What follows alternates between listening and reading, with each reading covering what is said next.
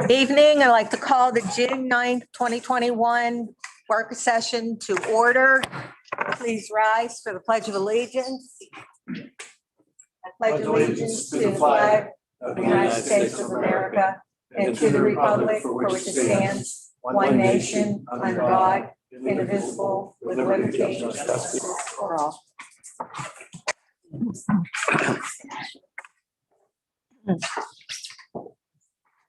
Colleen, will you please call roll? Mr. Ambrose? Mr. Bloom? Mr. King? Here. Mr. Moab? Here. O'Neill? Here. Mr. Ross? Here. Dr. Eunice? Here. Mr. Zaritsky? Here. Here. Okay. An executive session was held at 6 p.m. this evening for personnel matters. And we will move to Public comment. on agenda. Public comments on agenda items.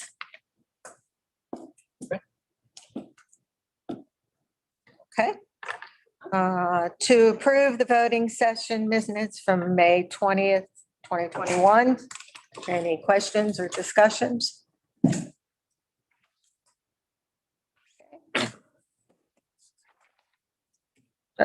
Treasurer's report, Mr. King. Following bills and reports are submitted for approval. Number one, confirm the May 2021 general fund payments in the amount of $2,302,389.53. Number two, confirm the May 2021 cafeteria fund payments in the amount of $47,877.25.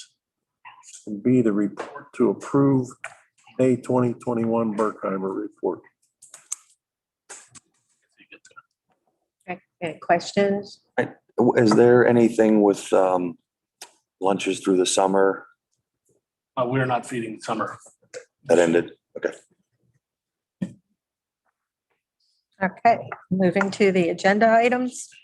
Number one, to approve the appointment of as treasurer of the Central Valley School Board for a term of 1 year, July 1st, 2021 through June 30th, 2022, in accordance with Section 404 and 438 of the Pennsylvania Code, with a yearly stipend of $250. Mr. King, were you still interested in that? Unless somebody else wants it. I think you're doing a great job. I was going to say. Okay, thank you, Mr. King. Thank you. Number two, to approve permanent professional employee contracts for the following employees in recognition of attainment of tenure status: Mary Jo Woods, Jennifer Jones, Julie Itko, and Amy Spicuzzi. I hope I didn't kill that name. Any questions on those items? Okay. Mr. O'Neill, do you have anything there? We have nothing yet, but I expect this summer we'll be looking at some of these 504 projects.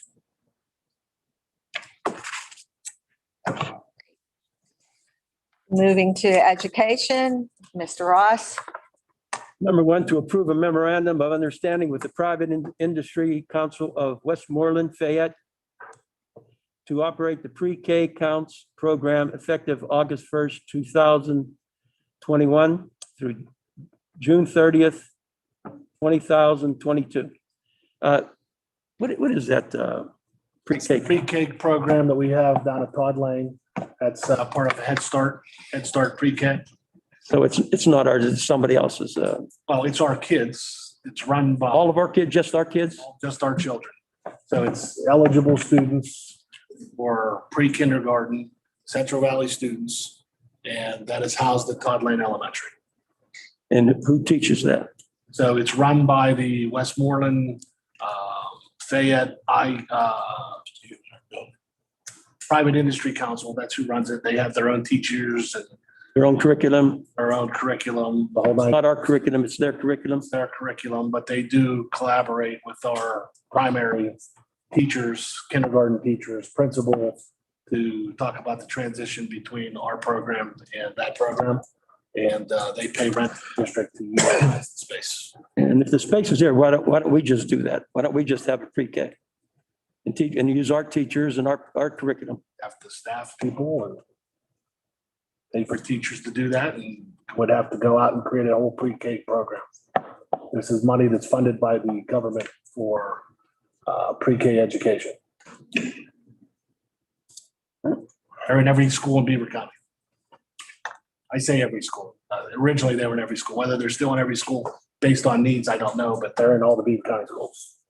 That's who runs the pre-K. So everybody in Beaver County that has pre-K is run by these people. They don't, that no one is doing it with their own staff, I'm not own curriculum. familiar with a pre-K program that's in Beaver County that's not run by this group. I don't want to say that 100%, but I'm not aware of one. They've been here for years, several years. This board voted to have them here to run that program. That's who got the contract through the state and the federal government. There's potential additions to this section. We have an agreement with Interim Healthcare to provide nursing whenever we don't have substitute nurses. We're still working on that contract. We have a contract with the Western Pennsylvania School for the Blind. Still waiting on that contract. We have a memorandum of understanding with Psychology and Learning for school-based mental health. Still waiting on that contract. And I believe the PT for physical therapy agreement we just got today, if I'm not mistaken, is that correct? So if I have all four of those, they'll be on the agenda next week as well. Okay. Any other questions, comments? Okay. Mr. Moorhead, Technology. One, to approve a 5-year maintenance and support agreement with D'Agostino Electronic Services to commence July 1st, 2021 through June 30th, 2026 for a total of $212,975 or $42,595 per year, which is a 1.9% increase over the last contract. And that should be agenda item 1, not 2, but we're having computer. We're fighting the computer to get that to change from a 2 to a 1. Call the maintenance guys. The technology department, we couldn't figure out how to get it from a 2 to a 1. Any questions? Mr. King, Athletics. Number 1, to approve the resignation of Ray Fernandez, head girls softball coach, effective immediately. Number 2, to approve the following fall coaching staff and stipends pending receipt, review, and acceptance. The left column will be the sport. The middle column will be the coaches' positions, and the right column will be the stipends.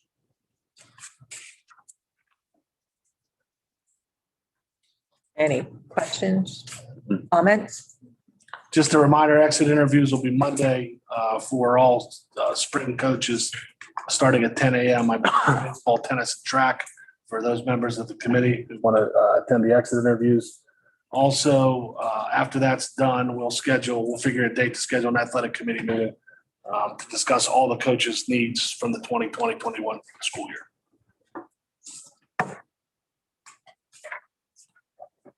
Dr. Yunus, anything, We don't have anything right now for extracurricular comments? activities. Okay. Mr. Zaritsky? I just think that we're gonna maybe have some things with the summer projects on the. I'll have a finalized summer project list for a not to exceed number for next week.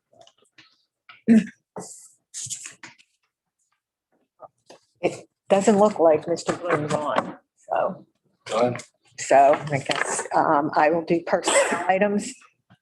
Number 1, to approve the retirement of Suzanne DePietro Antonio, high school teacher, effective June 4th, 2021. Number 2, to approve the retirement of Andrea Magnifico, first grade teacher, effective June 4th, 2021. Number 3, to approve the retirement of Sandy Regal, high school teacher, effective June 4th, 2021. Number 4, to approve the resignation of Madison Baraducci, paraprofessional, effective June 4th, 2021. Number 5, to approve the addition of Sue Davis, paraprofessional, to the personnel for extended school year, DESY, paid by her hourly rate pending receipt, review, and acceptance of all clearances. And number 6 is to approve the following personnel for band positions pending receipts, review, and acceptance of all clearances. In the first column, you see the supplemental band and the summer positions. In the middle, what their positions will be. And in the third column is the stipend that they will be. Any questions? I anticipate an additional retirement to be added to the personnel list for next week.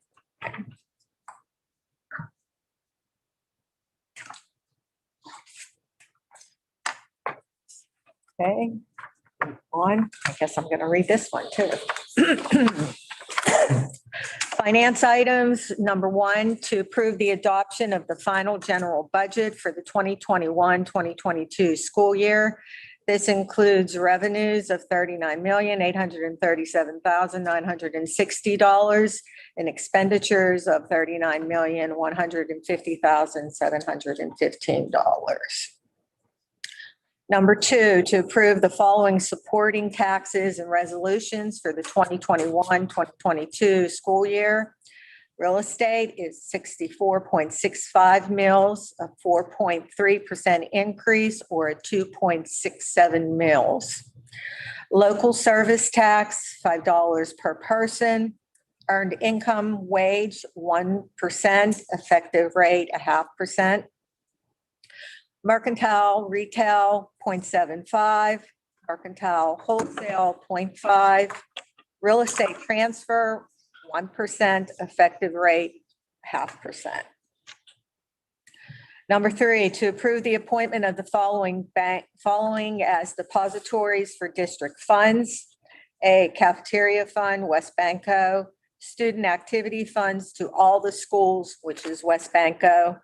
Capital Reserve Fund, which is Invest, and that is the Pennsylvania Treasury Investment Program for local government. Payroll account is PNC and PSDLAF, which is Pennsylvania School District's Liquid Asset Fund. General Fund is PNC, West Banco, PSDLAF, and Invest again. Mercantile Fund, West Banco, and the credit union of the Central Valley School District is the Freedom United Federal Credit Union. Number 4, to approve Resolution 2021-01, authorizing homestead and farmstead exclusion real estate tax assessment reduction beginning July 1st, 2021, under the provision of the Homestead Property Exclusion Program Act and the Taxpayer Relief Act. Number 5, to approve the following insurance coverage policies provided through Jack L. Bonus Insurance effective July 1st, 2021. The company Utica National Coverage Commercial Package Business Auto Umbrella, and the premium is $116,812. Number 6, to approve the premium of $122,147 for workman compensation insurance coverage with a housing redevelopment insurance exchange effective July 1st, 2021. Any questions, comments?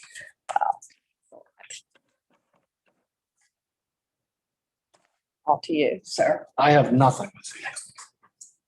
Okay. How's that? That's one. Thank you. Board members. Mr. Ross. Good tonight. I just, sorry, with work missing the ceremony with graduation. I think that it was another very successful year here at Central Valley through all the struggles and everything that this has brought. I'm glad to see that that the end was brighter this year than it was last year. I do still feel sorry for some of the students, but you know, it was a move in the right direction. So Dr. Yunus, Really don't have anything. Thank you. Mr. O'Neill?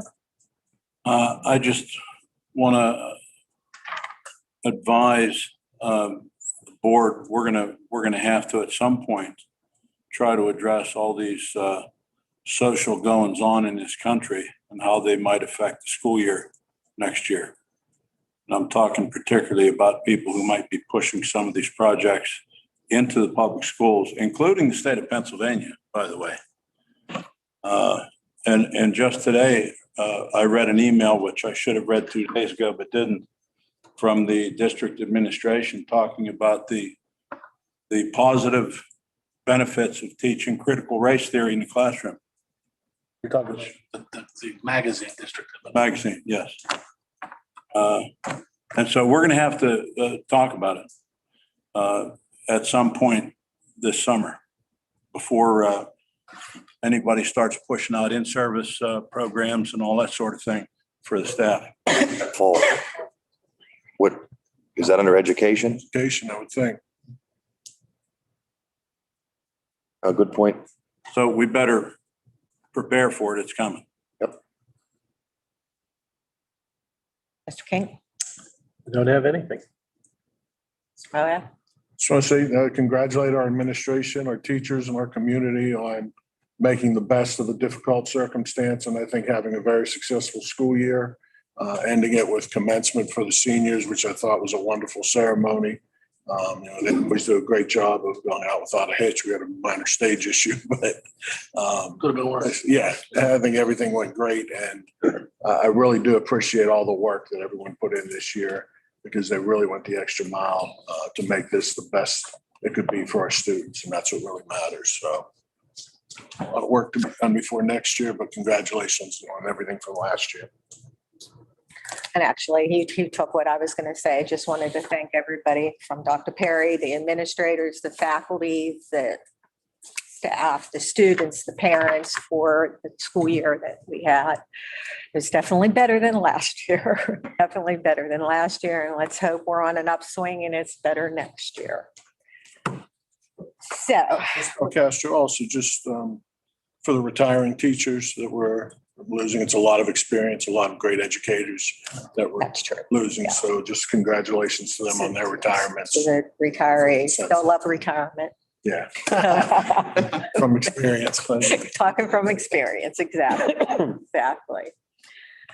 Okay, so public comments, and we state your name, address. Mind if I go first? Okay.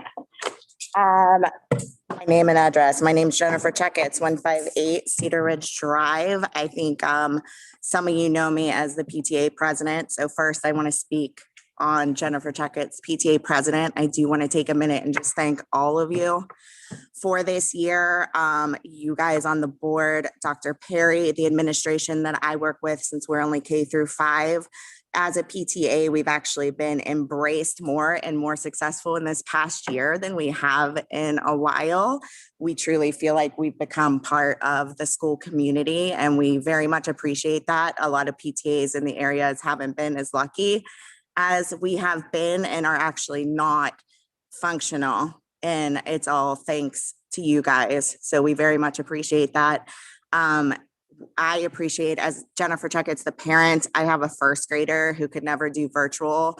The idea that we were allowed to be in school 5 days a week and it was up to us was amazing, because I don't know where he would be if it was another district that held them virtual for so long.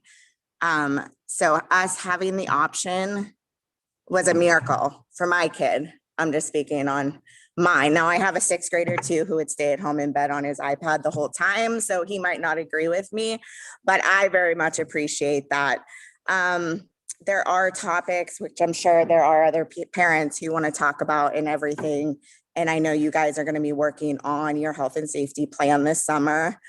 The one thing that I hold close is just the masks, which I'm sure you guys have heard forever. my big thing all year, as Dr. Perry knows, has been the mental health of our kids and our staff. And I know there are large groups that disagree, but I feel like the longer we have these masks on these kids, the more implications that will come down the pipeline for their mental health.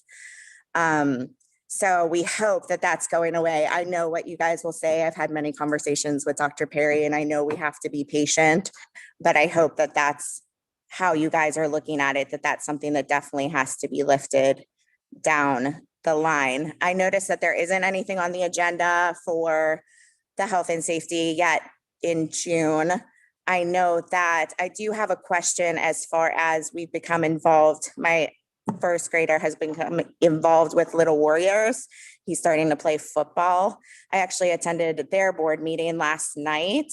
And I was just curious if when they'll know the plan of what they're permitted to do. Like, I know just the situation they're in right now, they're on the verge of not having enough twerps players to make a team. And they feel like part of the problem is because they haven't gotten any direction from the school. And you can just, For the safety plan that came out, the template from the state on Friday. Okay, It's not like we've had this in our hands for months and okay. opportunity to take a look at. I haven't even looked at it yet. Yeah, I think the biggest thing is last year they were unable to have a team because parents weren't allowed, and obviously twerps are from 5 to. I think that if things continue to trend the way they are, things seem to be loosening up. And we have complied with the loosening up as well with regards to requests for use of facilities, indoor facilities, things like that. We are starting to lax those things as well. So we're looking to return to normal as well. So with the Little Warriors program, their registration ends July 3rd. Do you think it's safe for them to say? Have to wait until we approve our plan in July to determine what exactly those requirements are going to be. I don't know what they're going to be yet. Okay. I wish I could tell you, Jen, I haven't done today, but I don't. Okay. I do want to thank the staff too of the schools. Like, as you guys should know, like I worked at Center Grange over the past year. The staff that is filled in when other staff could not be there for one reason or the other were just simply amazing. I don't know the processes of hiring and everything, but I really hope that the people that did fill in when they were needed during a global pandemic will find a place in the district somewhere. But everything was just so amazing. I can't say enough. I know there's been many bumps, but I hope that we continue, like you all said, continue to go up and be as close to normal whenever we come back. So thank you. Thank you, Jen. Thank you.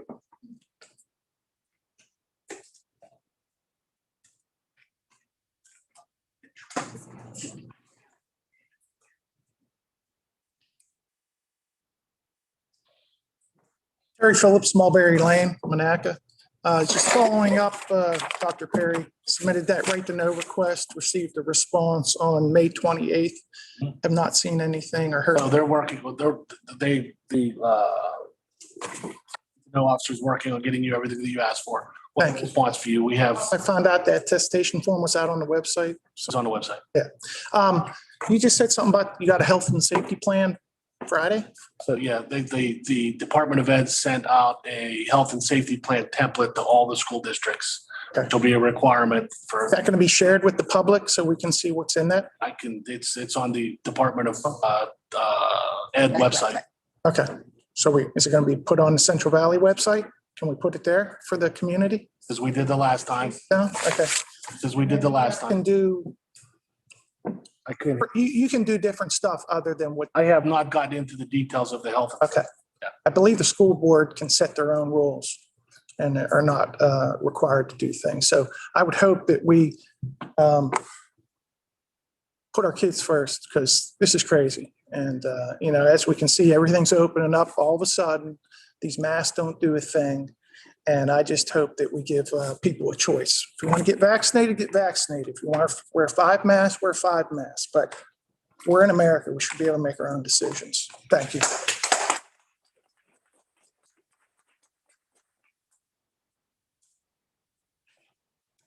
Hi, my name is April Katsafanis, Morning Mesh Drive, Aliquippa. thank you, Mr. O'Neill, for bringing up the CRT first and foremost, because that's something that's been on my radar as well as 1619 project. So I hope that you guys will consider taking a look at that and mitigating anything that will creep into our kids' curriculum in the coming months and years. So that's the first thing I wanted to say to that. Second thing, as a mother of a soon-to-be second and fourth grade students, I have some concerns with paperless. We have been paperless at Center Grange, and I feel that the kids are suffering from this because they're not getting the fine motor skills that they need.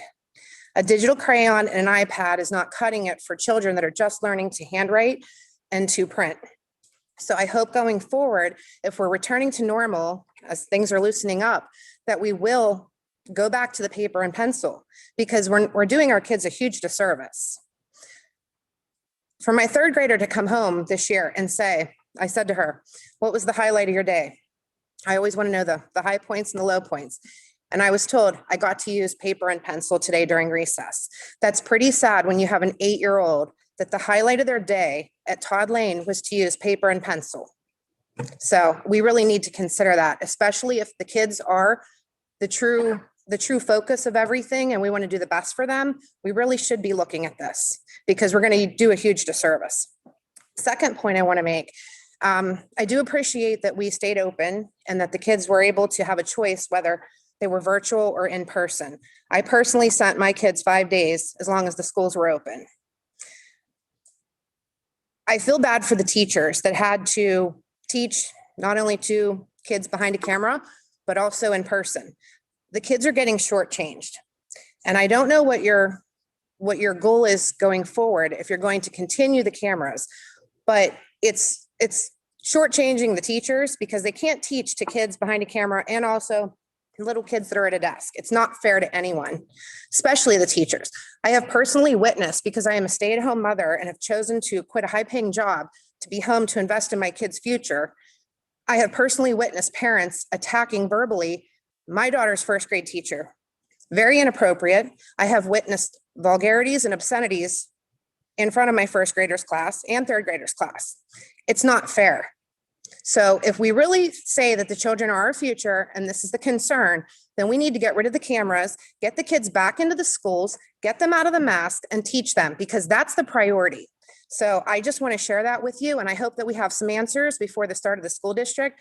What are we going to do about the cameras? And also, are we going paperless in second grade too at Center Grange? Because it's not fair to anybody.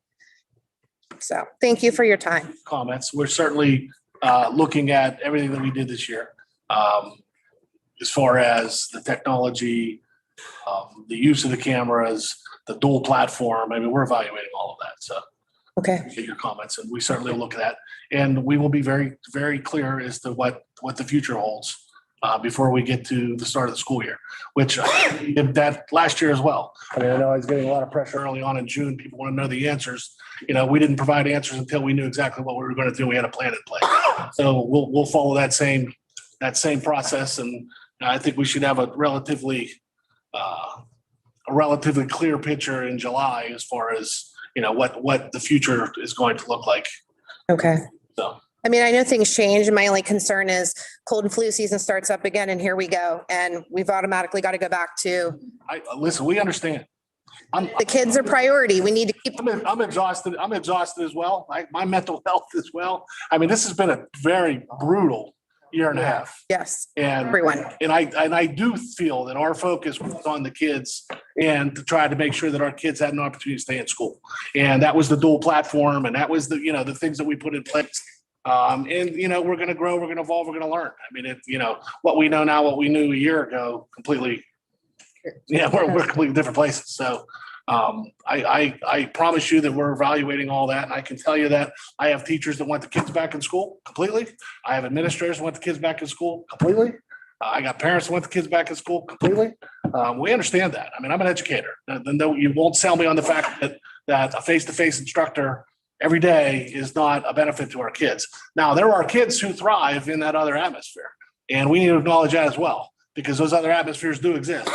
And if they're not going to get it here, they're going to go somewhere else. We're going to pay for it. So we certainly need to take a look at whether or not there is any piece of that still remains based on need, but it certainly, if it does, and I'm not saying it will, if it does, I'm certain it's not going to look the same way it looked this year. Okay. I do appreciate that. So thank you. And I'm not trying to beat up on anyone. I'm just stating Appreciate your. parent of I stay at home, I see what goes on, I invest in my kids, and I appreciate and commend you guys that you kept it open, but for what I also witnessed on the other hand of it was not fair. There were certainly issues that we're aware of them. And it really opened my eyes too, as to there's all types of parenting and children out there too. So, and my children, thank God, yet they don't know any of the words, and I plan to keep it as long as I can. So most of it went over their heads and didn't know, but at some point, so thank you.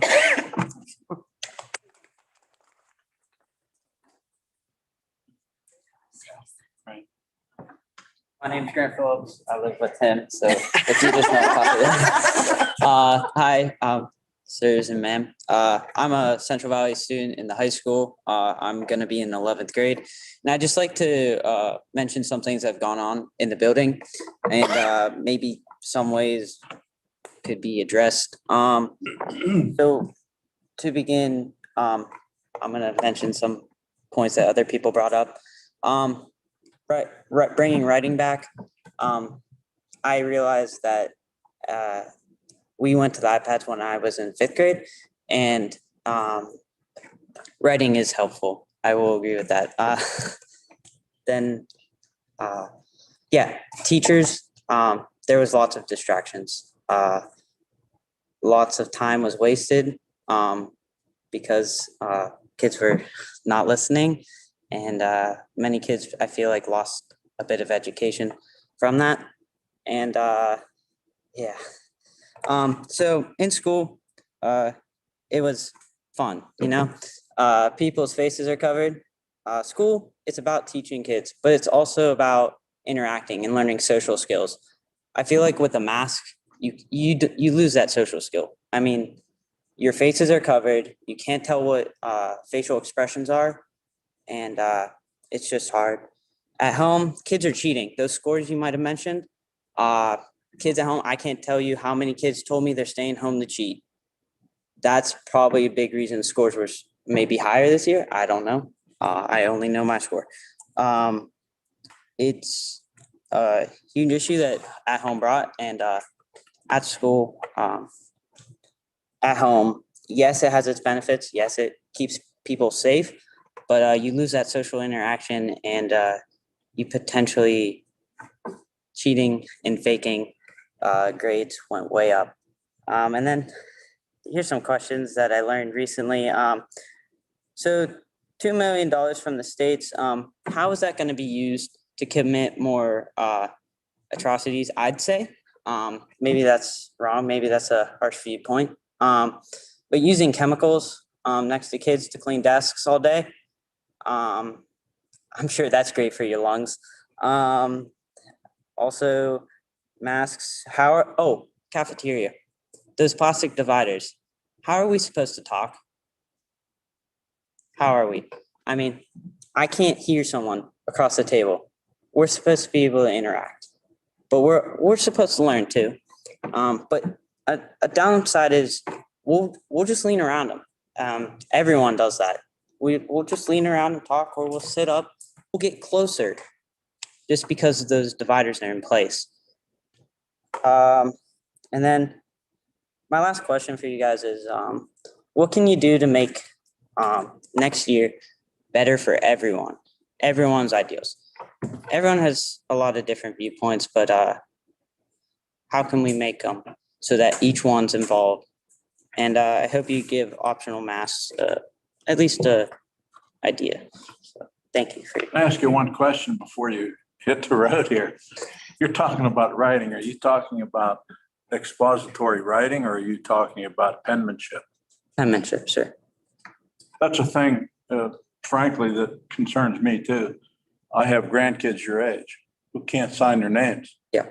And who would have thought about it?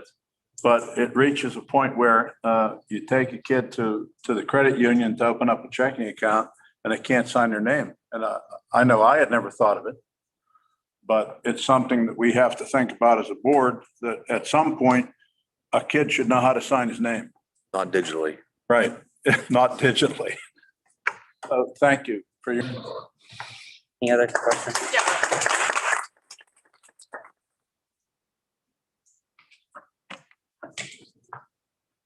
I'm Rachel Schwer, for the record, 123 York Way, Monaca. It's S as in Sam, CHWER. I've prepared remarks, so I'm going to read. I know you mentioned, Dr. Perry, that the template was just provided last Friday on June 4th. Not giving you a whole lot of time to review prior to this meeting, but I am still curious to why discussion about it was not put onto this meeting's agenda. If the district intends to submit a health and safety plan to the state in order to receive those funds under the ARP, when is this plan going to be publicized? According to the DOE, these plans must take into account public comment related to their development and subsequent revisions. The district should provide the proposed plan as soon as possible to allow sufficient time for the community to provide feedback. Waiting until the July board meeting doesn't give enough time prior to the submission deadline of July 30th. Dr. Perry advised in previous meetings that the students and teachers were surveyed regarding how this past school year went. I have asked previously when those results are going to be made public. Dr. Perry also mentioned that parents would be surveyed over the summer. When is this going to be conducted? Shouldn't this survey be completed in advance of you composing this health and safety plan so that you can get parents' feedback? Last year, the district implemented a health and safety plan that provided the option of in-classroom instruction 5 days a week for a majority of the school year. I want to echo what everyone else has said so far and express my appreciation to the administration and this board for doing that. As everyone has said, being in school in person is so much better. It set our district apart from surrounding districts in the county who chose not to do that. You recognize the importance of face-to-face instruction and the importance of supplying parents and students with options. I ask that you continue to allow parents to assess the risk, make decisions about their children's health and education for themselves by making masks optional for the 2021-22 school year and removing stringent measures aimed at mitigating a virus that posed little risk to our children. I am aware that Governor Wolf has announced that the DOH universal masking order will be lifted by June 28th. However, what we've learned over this past year is that guidelines can change abruptly. I'm asking that you put the decision back in the hands of the parents in this district, just as at least 10 other districts across this Commonwealth have done by voting to make masks optional ahead of the DOH timeline. We have learned more over the last year about COVID-19. Now that teachers and staff have had the opportunity to be vaccinated, there is little risk of transmission between students and teachers. According to the CDC, young children are at a higher risk of severe illness from the flu than they are of COVID-19. Yet these measures were never taken during a typical flu season. The harsh mitigation practices should not continue into next school year. Children should be able to freely interact with their teachers and peers. I ask that you think of the long-term effects these measures will have on our children psychologically, not just their physical health. Unlike the CDC, Department of Health, and Department of Education, you are our elected representatives. We voted for you because we thought that you would put our students' best interests ahead of anything else. Our community has chosen you to make those best decisions for our students. Please don't wait for permission from the Department of Education, Department of Health, or the governor to exercise your authority to meet the needs of our students' education and welfare. Thank you.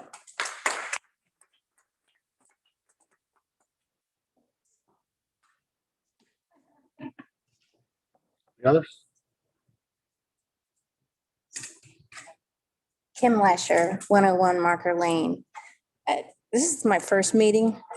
Couple comments. We can't hear you when you're talking with each other. I can't hear you. So you see what I'm saying? So, and this is great, the projector, but we can't read it because it's really small. I don't know, I have 50-year-old eyes now. And anyway, I didn't plan to talk, but my fellow parents have brought up a lot of really good points, and I thought I should touch on a couple of them myself. Mr. O'Neill, I really appreciated your thought about discussions in the near future about the CRT, the critical race theory issue.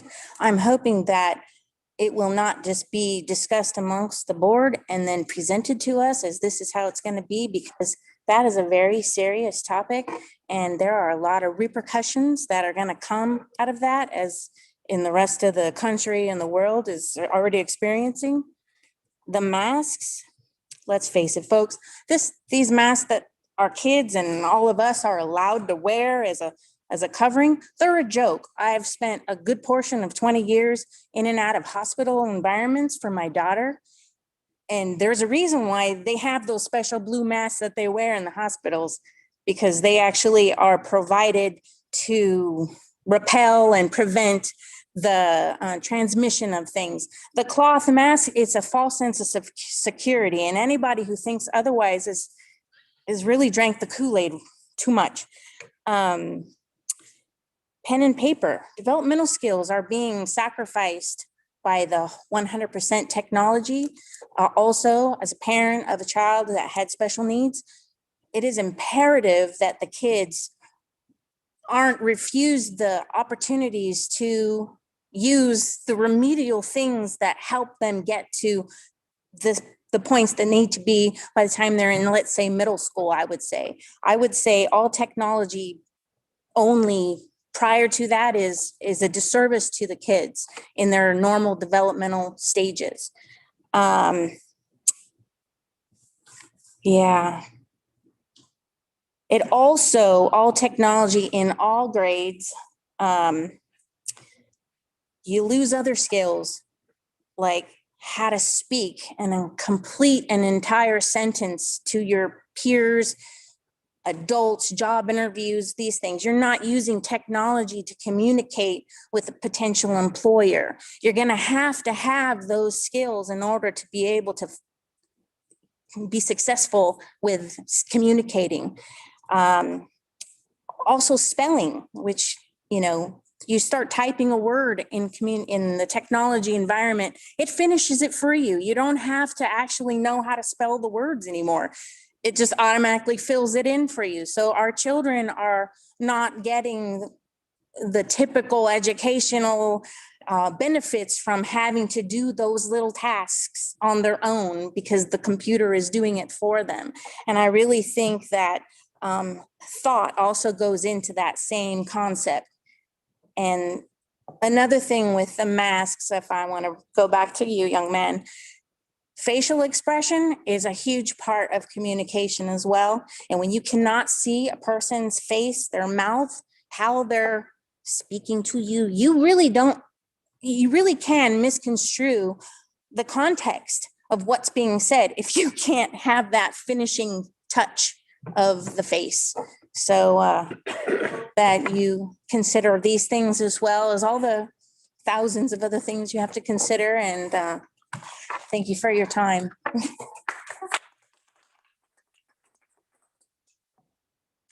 Any others? I just wanted to say one last thing, the paperless, April, thank you for bringing that up. That not only with education, but as far as getting information out to the parents too, that's one thing that we've all missed. Not all of us are super tech savvy and checking Power School every day and stuff. So hopefully we see a lot more paper all around. But I just wanted to thank the community members, parents, and the kids that are here. I've been pushing all year for the community to get more involved in the district. So it's very exciting to see people actually here. If you're online listening, I encourage you to come or submit a comment. The school board and Dr. Perry are here to listen. Your administrators are here to listen. They appreciate comments. And it can go from your school board to your individual school to your sports that your kids are involved. Just get involved. And thank you all for coming. Whether we agree or disagree, we all should be heard. So thank you.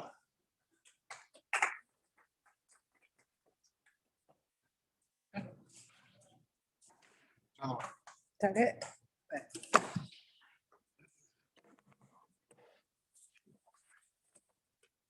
Hi, I'm Paige Phillips. I also live at 142 Mulberry Lane.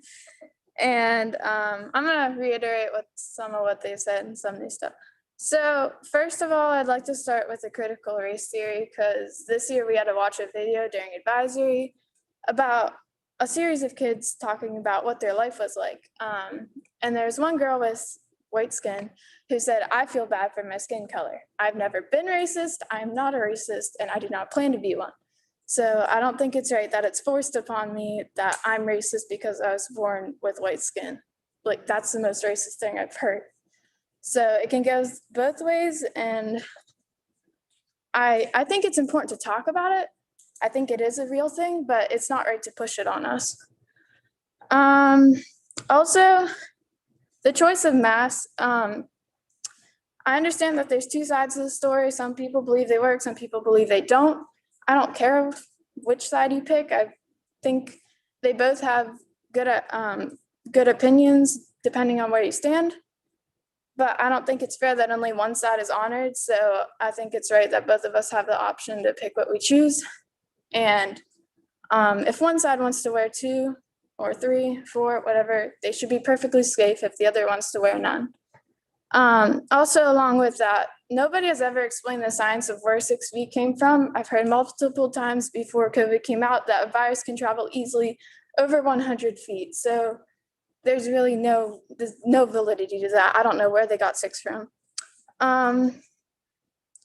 Also, with the penmanship, I can barely even read my grandparents' letters. I think that's pretty sad. So I think it's very important that we continue to learn that. I was lucky because my 2nd grade teacher had the privilege to be able to every morning teach me how to write another cursive letter. And I think that was one of the most important skills I've ever learned. So I hope that you continue to teach that because it's very important. Also, with the cheating, I'd say 80% of my grade cheated on most of their tests this year. You guys know it. There's no way to prove it, but everybody did. So it's not right that those of us who were raised with integrity are working hard. I study a lot. I know a lot of people in my grade do, but it's not right that people who aren't trying are getting the same scores and grades as I am. And if they do, I wish them luck later in life, but there's got to be some way to make sure that that's not happening. Also, one last thing, whenever the Nazis were loading Jews to concentration camps, they said, "We are just doing our jobs." I feel like that's where we were headed this last year, and I hope not to continue in that same direction. So thank you.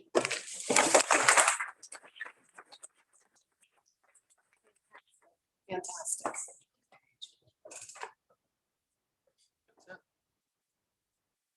That's it.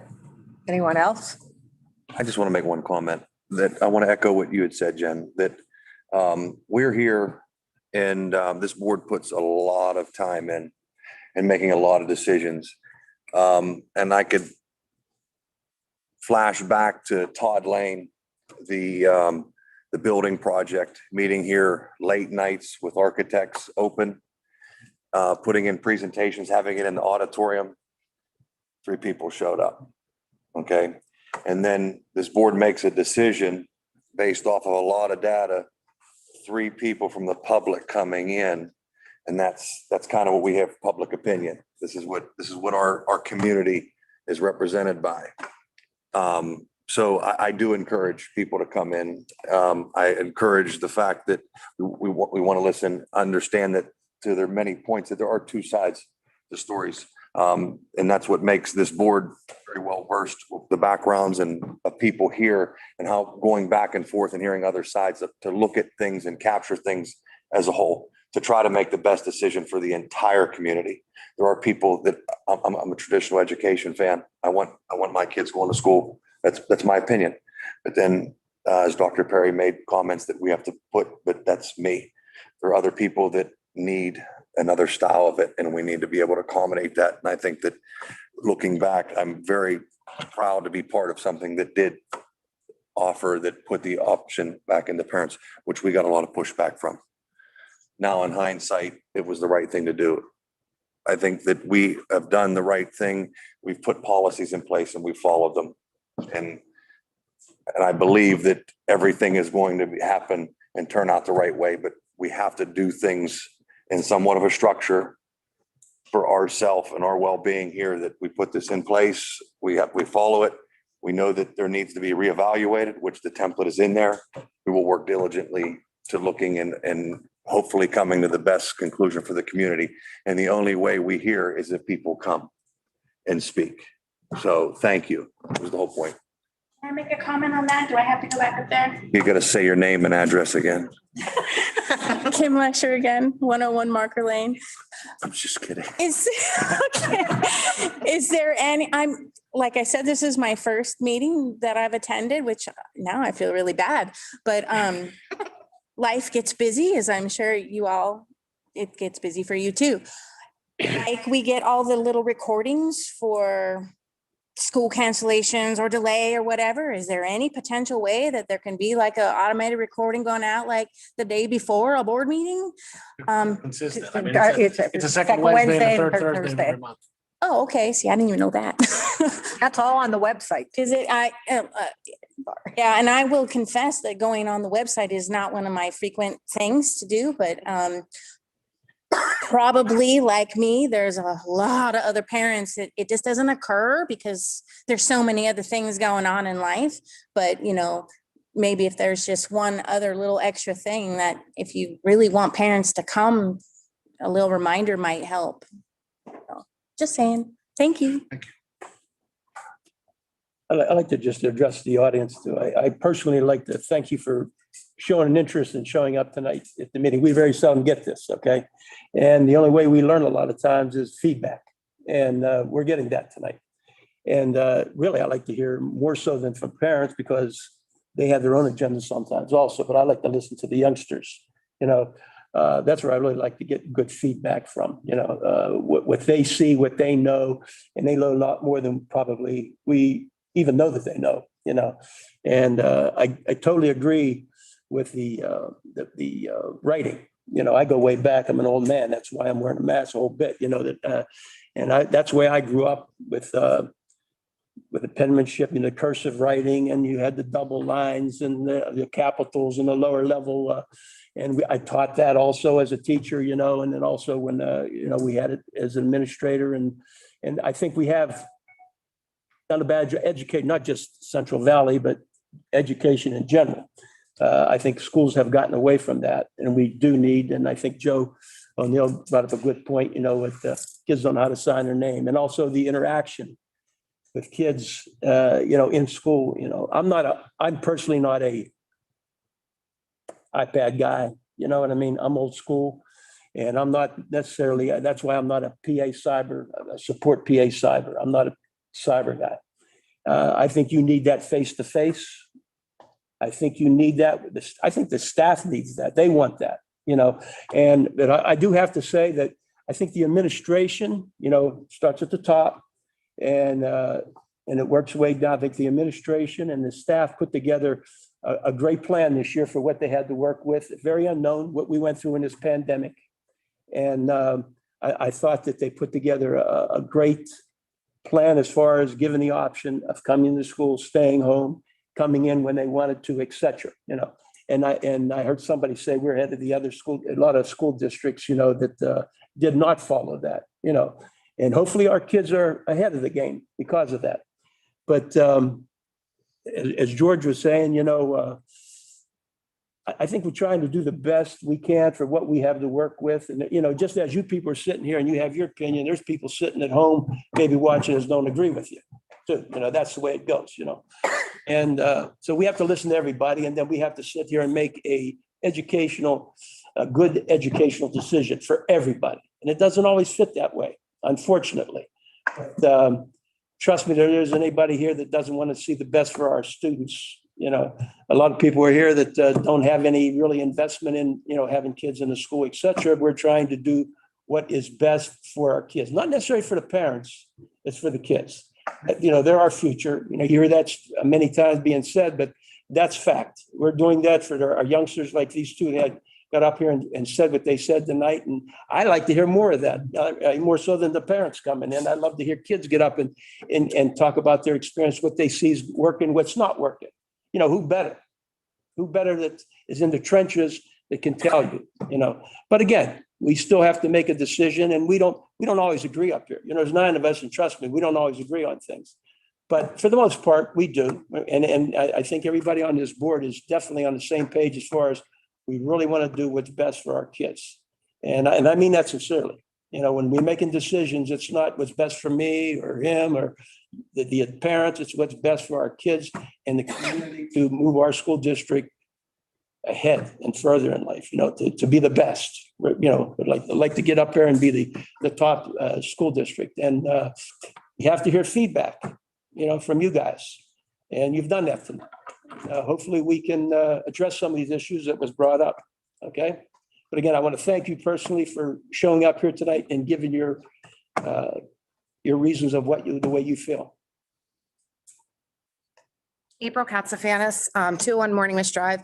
This is my first rodeo. This is the first time I've been here. So I do have a question. With the points that I brought up, how will I get answers to those questions? How do you guys provide that to me? Like, how do you guys respond? Because I want to know about, are we going to continue paperless?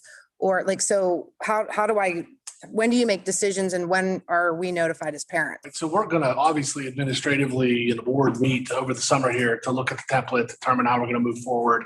We'll provide public presentations on that information. So it'll be a public presentation then back to us. Okay. Same thing last year. We had public presentations. I remember, with COVID, I do remember that. Okay. This is new to me, so that's why I'm asking. So, all right. And we are trying to get feedback. I mean, we just surveyed the kids before they went out. I don't know what day it was last week. I mean, we had developed the surveys. We did features weeks before that. Okay. I mean, we're trying to move as quickly as we can and make well-informed decisions. Okay. I mean, once again, this is going to be new to all of us. Okay. And as someone said, I don't know who it was, is the change. The change is constant.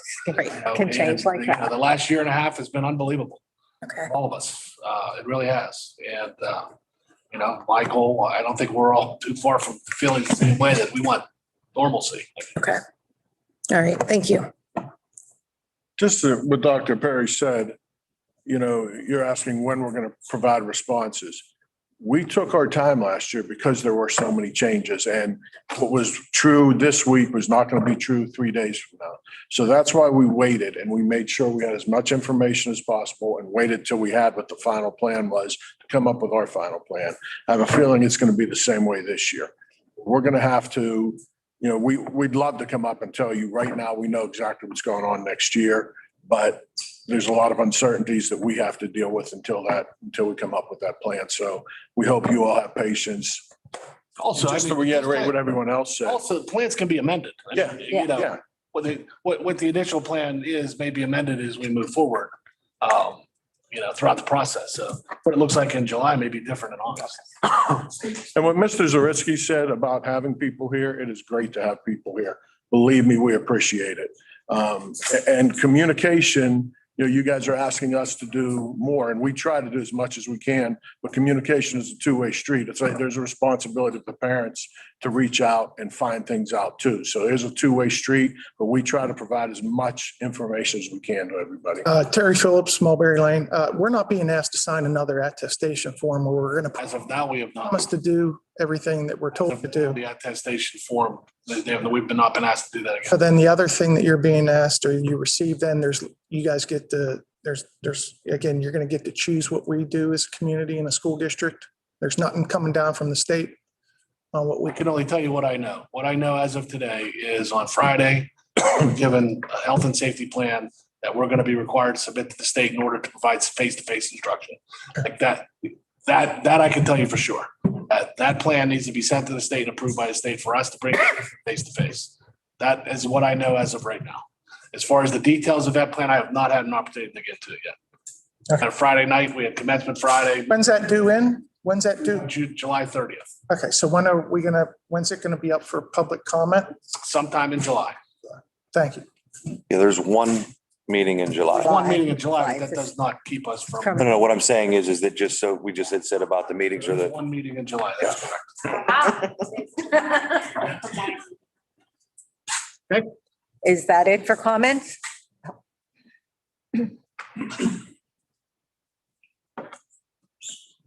My name is David McMullen. I live in Independence Township, but my daughter goes to school here. And I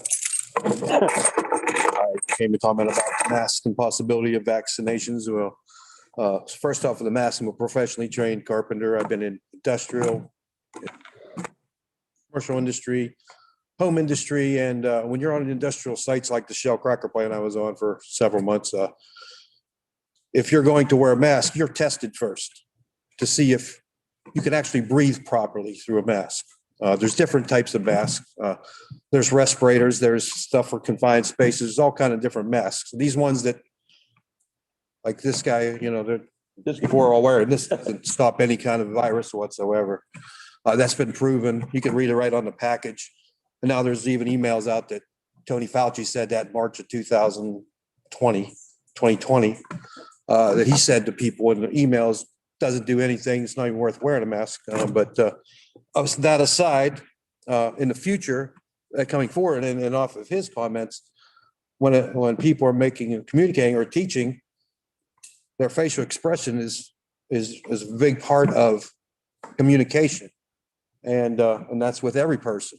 Somebody else mentioned that too, and that's my personal opinion about the masks, and because it's really not something that's going to stop a virus. That's proven. It says it right on the package. Now, they have this picture of, stopping molecules or spit, with this person with their neck stretched out as far as they can. Yeah, sure. If someone's going to sneeze in your face, reach as far as they can to sneeze in your face, well, then that's going to be a different story. Yeah, that's a good thing to have a mask on. But even in an operating room, they wear those for the actual doctors to not cough or do something to the patient. It's basically even like, again, another email from Fauci said those are masks are for sick people to wear to not infect other people. And as far as children, young people are concerned, there's been studies that show that they generally don't get it, and their chances of succumbing to it are almost zero compared to the mass. Most of the deaths came from elderly people that got sent to in nursing homes. So as far as the masks, that's my comment on the masks. They really are actually affecting, could have adverse effects on people that have respiratory, maybe not problems, but even, like asthma. My cousin's wife has asthma. She has a big problem with that. I do too, because I have glasses. I can't see it. It fogs up my glasses. But and as far as that, like I said, that's a one thing fits all that really didn't play out. And if you touch a door handle, you're touching thousands of people's germs anyway. And then you touch your eye, everything can fly through the air into your eyes. So this mask was, like she said, and like Rand Paul said, it's theater. It's a show. So that's my opinion on the masks. And as far as these new mRNA vaccinations or vaxes, there's no X in vaccine. These are called mRNA. They're genetic material, never been used on humans before. There's no one of these vaccines that's approved for any children under 12 years old in any circumstance. And the ones that are being used right now are approved for emergency use only. But everybody's getting it, obviously. But there's not approved by the FDA. There's been no long-term study on these new types of vaccines. And there's not one due until 2023, January 2023, that they've done long-term studies. So really, this is an experiment on people that are taking it. So and there's a couple of different groups of doctors out there, like there's a Great Barrier Declaration, where they talked about lockdowns and people not being able to interact, and that's not being able to go see a doctor for cancer screenings, and there's all kind of side effects from lockdowns that don't take into the consideration of all that. And back to the vaccines is that, again, the young people statistically generally don't really get it that much, and almost 0% die. And then if you take the number of people that have actually died from COVID, which is roughly 3 million after a year, and you took the number of people that die every day around the world, which is 150,000, and you multiply it by 365, you get 55 million. Now you divide that 2.9 million into the 55 million, you get 0.55%. So this, sure, this is a very serious virus for people that are compromised or very elderly, but really for the rest of the public, it's really nothing. It's really not that much statistically, and according to the CDC numbers all from the CDC. So as far as the vaccine, I'm commenting on that too, is that I don't think there's any reason that it should be applied to children, forced upon them by anybody other than their parents deciding that they should have it. And that's all I had to say about that.